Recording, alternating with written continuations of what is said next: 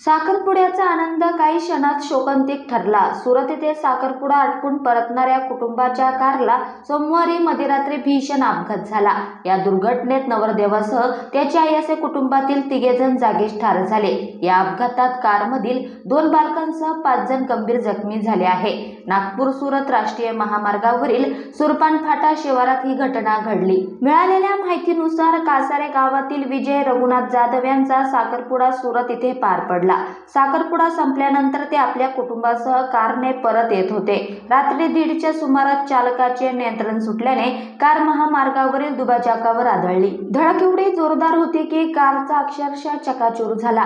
घटनास्थळी ग्रामस्थांनी धाव घेऊन मदत कार्य सुरू केले, परंतु 3घांचा मृत्यू झाल्याचे समोर आले। जखमींना तात्काळ धुळे जिल्हा रुग्णालयात हलवण्यात आले। रस्त्यावरील दुभाजक आणि वळणावरील चुकीच्या बांधकामामुळे जीवघेणे अपघात वाढले असून प्रशासनाने तातडीने लक्ष द्यावे अशी मागणी होत आहे।